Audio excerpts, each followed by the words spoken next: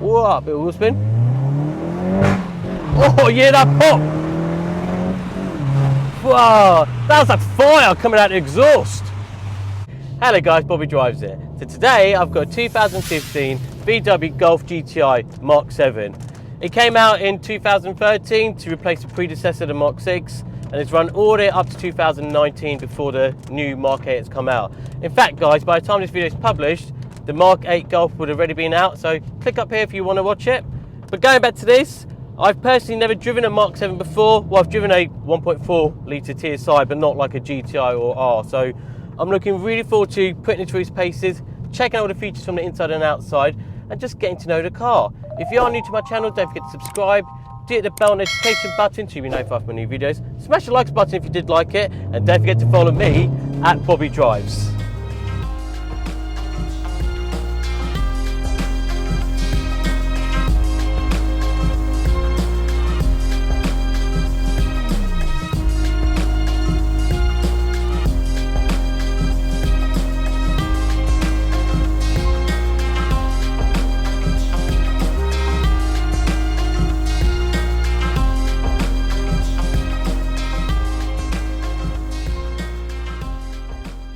So guys, here we are with a Mk7 GTi. First of all, I'd like to say thank you to Seema for lending me this car. She actually lent me the R32 Mark 5, so if you want to watch that, the link's up here if you want to have a look. But going back to this Mk7 GTi, now I've driven a 1.4 in this, but I've never driven a GTi, so I'm really glad I got this on my channel. I think they've always been beautiful cars. I like the boxy design of these. But let's talk about engines available. So in the Mk7, you can start all the way from a 1 litre 3-cylinder, which produces what, 110 brake horsepower. It's not gutsy enough, so I'd probably avoid that. You then can get the 1.4 petrol, which has been replaced with a 1.5 petrol engine, and that's actually quite a good engine and it's quite smooth. If you are looking for some diesels, you get them in a 1.6 or the 2 litre. The 2 litre is really good on a motorway and it's got quite a lot of torque, so it'll get you going. Then you can move on to the GTi. So this is the GTi. It is a non-performance pack. So this comes with 220 brake horsepower. If you did get a performance pack in this, you get an extra 10 brake horsepower, which pushes it to 230 brake horsepower. But talking about this engine, you know, it's only a 2 litre, it's only a 4-cylinder. It is turbocharged, so that's why it's producing that amount of power. You do get 260 pounds of torque, meaning you'll get you 0 to 60 in 6.5 seconds and a top speed of 155 miles an hour. If you did have the performance package, it will get you 0 to 60 in 0.1 of a second quicker, so 6.4 seconds. But talking about the performance package, it's probably worth you considering it if you are looking to buy one of these, because it's only about £1,000 extra. But you do get upgraded brakes all around. You do get a limited front slip differential, so it will push the power to the right wheels when you need it. And I think just those two are worth it. Plus you get extra 10 brake horsepower. When the Mark 7.5 came out, which is what, 2017 onwards, which was a facelift of this, the standard GTi then rose up to 230 brake horsepower, and the performance package in the facelift will then give you 245 brake horsepower. So you're getting close to 250 brake horsepower on a front wheel driven car, so there's quite a lot of power there. A lot of people have said to me, this could do with a bit more power. I don't think it needs it. You know, it's a front wheel driven car. It's 0 to 61 in 6.5 seconds. That's quick enough for these sort of cars. If you want a lot more power, then consider the Golf R. Now that's pushing 300 brake horsepower and it's got 4-wheel drive. And that needs it, because if you've got 300 brake horsepower going to the front of these tyres, it's just going to spin up. So this is a great in-between car. You can have enough fun on the weekends, taking this out on a B roads or Monday to Fridays, you know, going to work, dropping your children to school. It's an all-round car. Like I said, Golfs are the perfect all-round car if you want it to be a family car and to give you a bit of a sports thrill. You can of course get the GTi Club Sport in this, which is an anniversary edition, and you can also get the Golf Rs, which is a big fat juicy one. 300 brake horsepower. It's a total different machine to this. I mean, this is fast and this is agile and sporty, but when you get an R, it just feels heavier. It just feels like more of a car. A few other things to mention. So the owner of this car has done a few tweaks and a few modifications, not engine wise, but more so aesthetically. So you've got some side splitters, you've got a splitter on the front, you've got an upgraded rear spoiler. The rear box has been deleted, so the exhaust note is really fruity. You can hear it really well.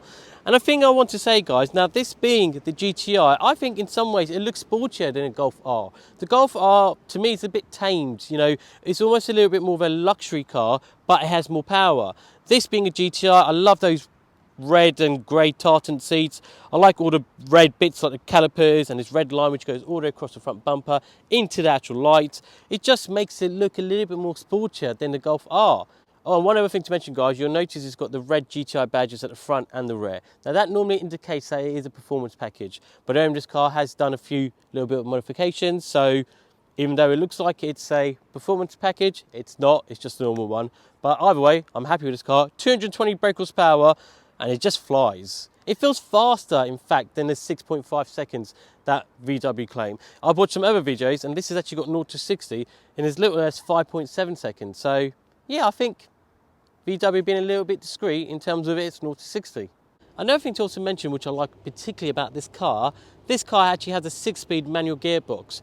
Now don't get me wrong, I do love the DSG automatic flappy padded gearboxes.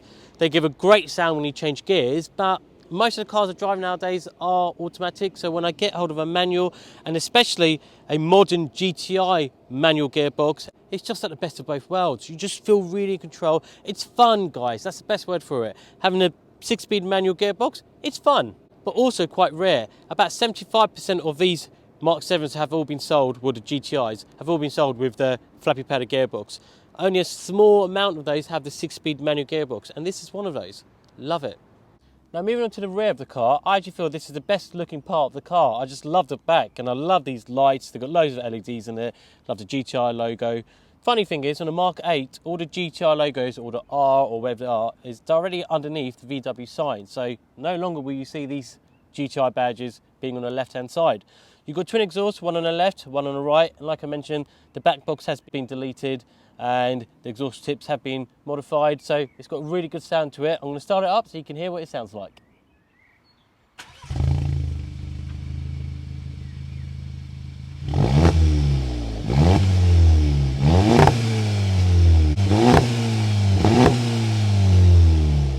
Guys, what a beautiful sound that was. And that's all because the rear box has been deleted. If that was still there, it would have muffled the sound, so it would nowhere be as fruity. One thing I didn't expect, it's still got the rev soft limiter on here, so that's only revving to about 3,000 revs. So I can imagine if you did remove it, it would really whistle and sing. But yeah, absolutely lovely sound. One other thing I forgot to mention was this rear splitter, which goes towards the rear. Again, just accentuates the sides and makes it a little bit more flared out. And one thing you'll notice in the middle, the rear diffuser's got like a honeycomb design. Now that's actually featured on the front bumper, also inside by, the door cards. It's like a real nice honeycomb feature which goes throughout. Moving on to the alloy wheels. Now I really do like these because you do get 18 inches standard in a Golf GTi. You can upgrade them to the 19 inch, but I think these are good enough and it doesn't jeopardise the road handling or the pops and bumps that we have in the UK. But yeah, going back to these wheels, they are a two-tone finish. The insert is painted black. The outside is a diamond cut finish, and I think they look really nice. In fact, I think they look better than the standard wheels that you get on a Golf R. These 5 spokes do really stand out, especially when they are moving. You also do get the GTI badge on the front side panels, just in case you forget what you're driving, you know it's a GTI, but also the people sitting next to you in traffic also know you're driving a GTI.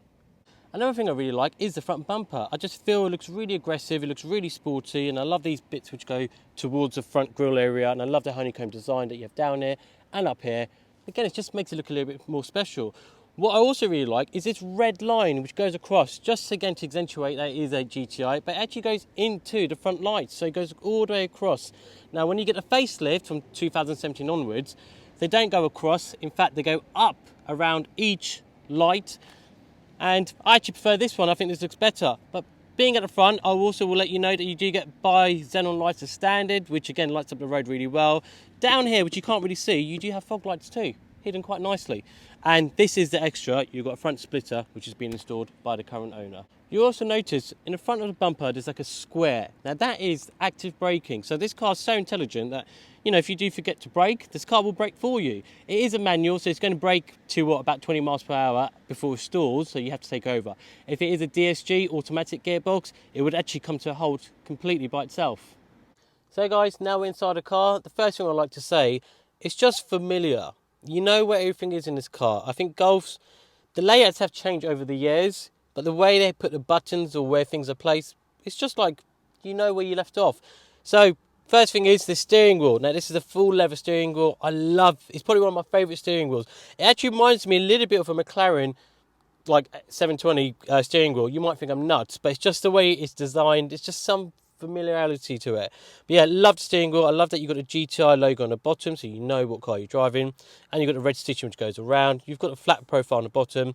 And you've got all your buttons. This is a multi-function steering wheel, so you can literally control the whole car just from your fingertips. Moving on, you do have your instrument cluster in front of you.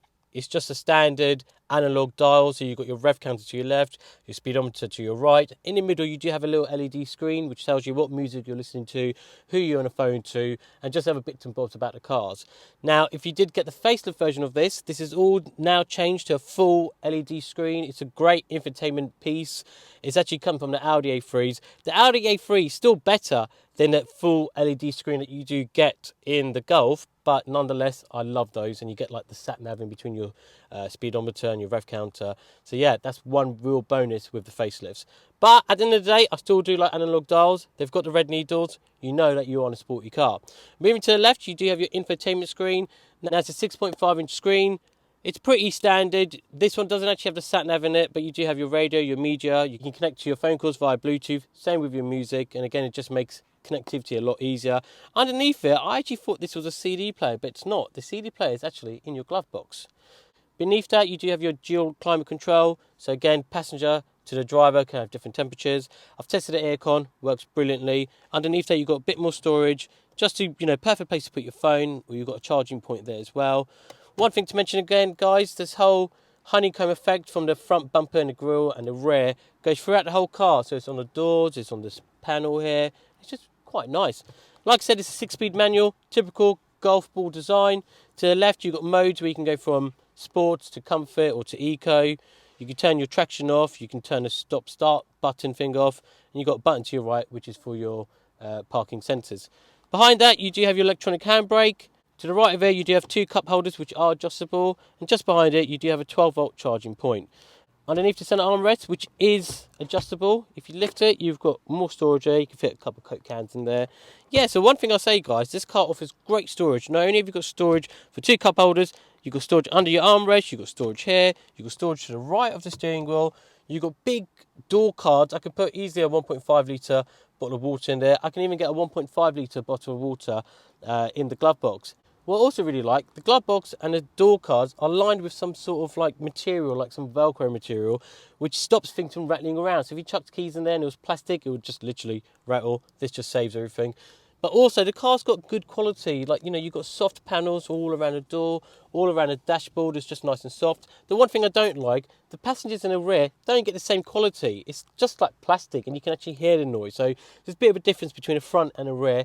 And I think Volkswagen, you should have just done the same all around, just had this nice soft materials, just going all the way around. Probably wouldn't have cost that much.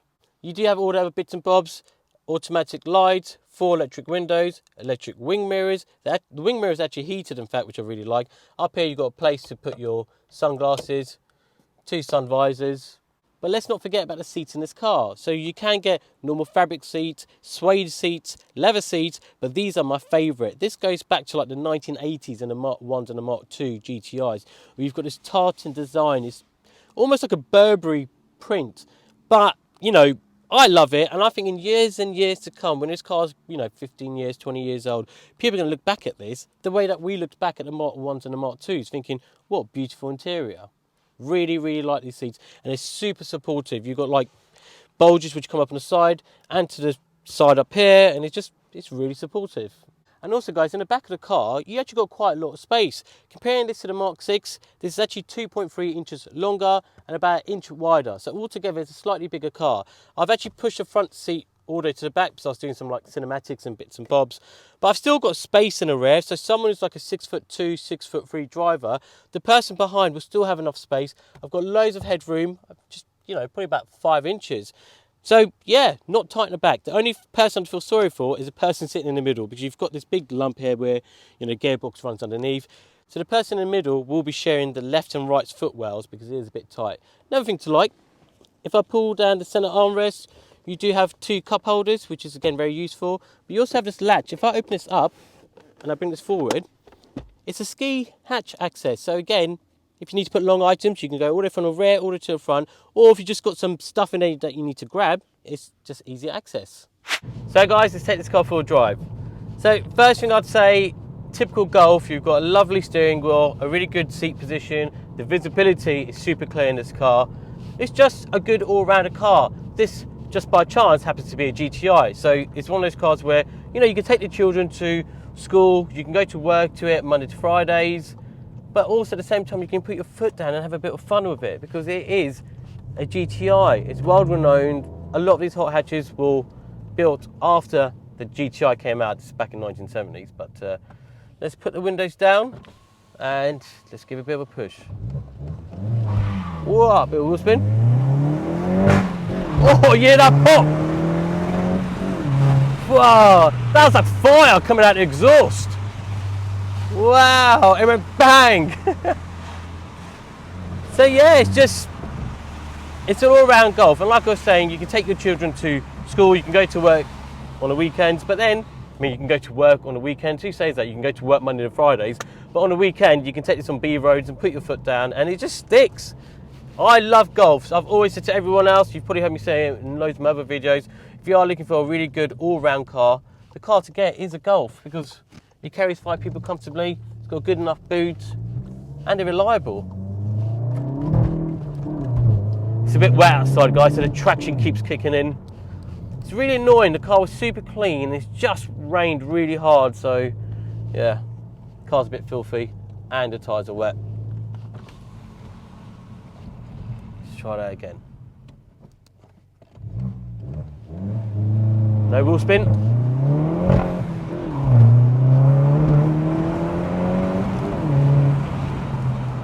Wow, it's so responsive. I'm just going to floor it again. Wow, that exhaust!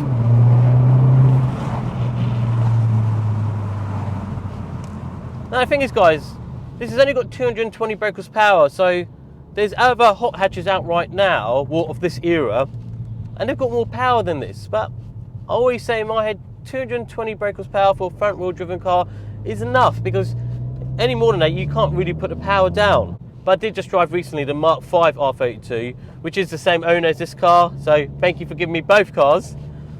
And the R32 Mark 5, I loved it.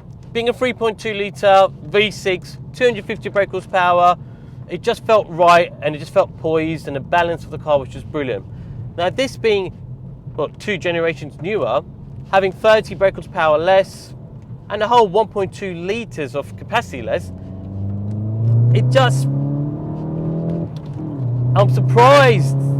I would say it feels as fast as the R32. The only thing with the R32, it just did feel a little bit more solid, a little bit more heavier, probably because it did have a 3.2 engine litre and not a 2 litre 4-cylinder. But yeah, it's just, I'm really surprised on how this car actually feels. It does have ever so slightly a turbo lag, so if I'm in gear 2, doing 20 miles per hour, put my foot down, now it kicks in. But when it kicks in, it really kicks in. And going back to how I was saying that this is a good all-rounder car, it can be a family car, it's got a good boot, it's got 5 seats, you can fit people in there nice and comfortably. It's also very subtle. I think this GTI is a little bit more because the owners have put on like the front splitter, the rear spoiler, they've done a bit of work to exhaust. But generally speaking, you get your GTI badges around the car, you get the double exhaust in the back, but it's quite subtle. And I think that's the reason why the GTI was built. You know, it's not just loud like the Civic Type R is, or the Renault Clio Megane. They're like super loud cars. And if you want that loud car, I'd always say go for the Golf R. This is great because people who know cars know this is a GTI, number one. But if you want to blend in and you don't, you know, you're going to like a party and you've got some civilized people there and you don't really want them seeing you with your loud car, the Golf GTI is great. It's a very modern, respectable car, yet it's got great heritage to it. Great heritage. Right, let's go around, guys, and let's put our foot down a little bit. And another thing I thought to say is the way this car sticks. Oh, I love it. I just want to throw it. Really sorry about my face, but I just want to.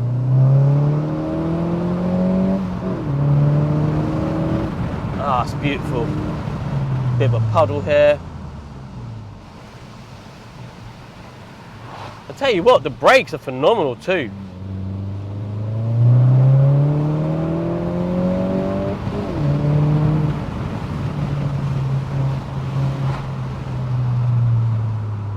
And at the same time, guys, look, let's put it back into comfort.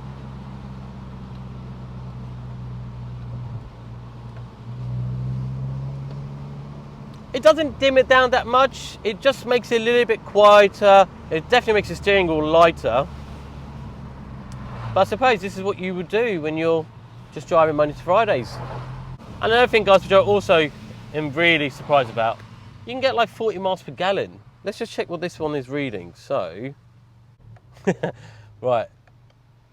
I know I did say that you can get up to like 40 miles per gallon. Right now, this is again 16.1 miles per gallon, but I am flooring it constantly, and I have got it in sports, and I'm just opening up the engine as much as I can. But I have heard a lot of people saying that you do get really good fuel consumption out of this. And it's nice, it's a petrol, it's quiet, you know, it's not loud like a diesel would be. And the thing is, I'm not against diesels, my BMW's a diesel, and it sounds quite quiet. But the good thing about being a petrol is just smoother. And also, it's ULEZ compliant, so if you do go into London, you're not having to pay the ULEZ charge, albeit you will pay the congestion charge, but yeah, no ULEZ charge.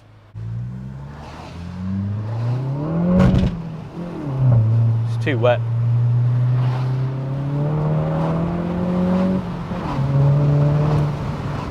And do you know what, you get a really nice hiss from the turbos.